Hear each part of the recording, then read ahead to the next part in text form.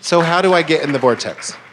I mean, how do I get there? How do you get in the vortex depends on where you are when you ask the question.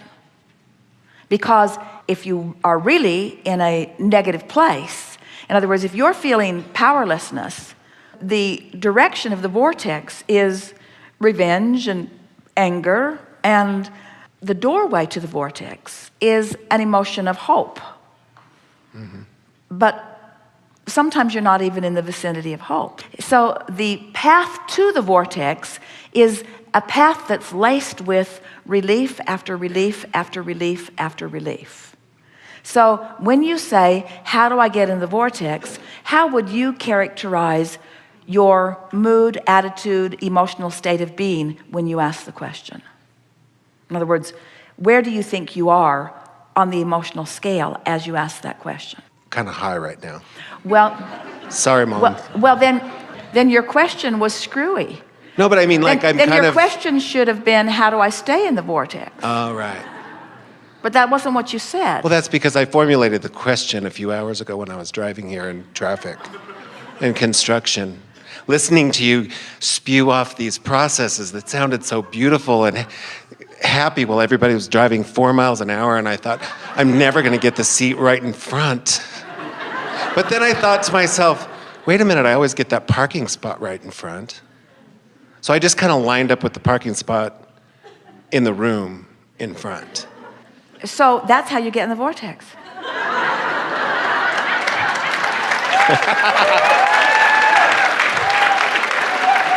That's exactly the process. You take what you're dealing with, you acknowledge that you're not where you want to be, and in this case you took it a little further. You acknowledged that you weren't where you wanted to be vibrationally, and then you imagined the negative repercussions of that, of not getting in the front row or whatever you were shooting for. Right. But then you sort of came to your senses and began building your own bridges to the vortex.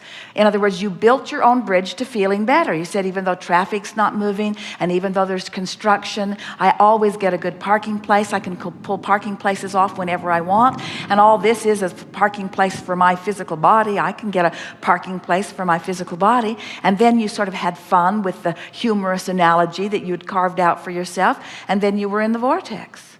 That's exactly what the process is. You just find a pathway to it. You see why we're so excited about you figuring out the importance of the vortex? And just like you brilliantly figured out how to bridge yourself into a seat, that's what we're talking about. That's how you get into the vortex. First, you make it important, and we think we have rung your bells about that. And next, you accept that everything so far that life has helped you carve out is there for you, right down to the last detail. And then you just do your simple thing. Dance your way in, massage your way in, eat your way in. Don't really recommend drugs, but it is a way in. In other words. I do. Good. Very good. All right. Thank you.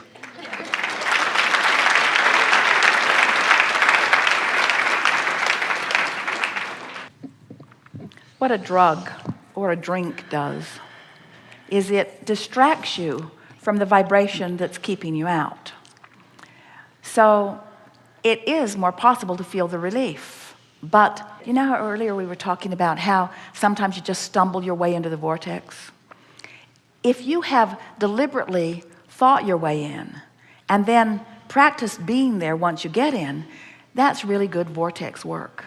But if you drink your way in or use drugs your way in or even just stumble in, and then you don't consciously acknowledge what it is and you don't do something about shoring the vibration up, then it was a more pleasant moment than what you were living before, and you may very well have felt great relief for the moment, but it's not something that is sustainable.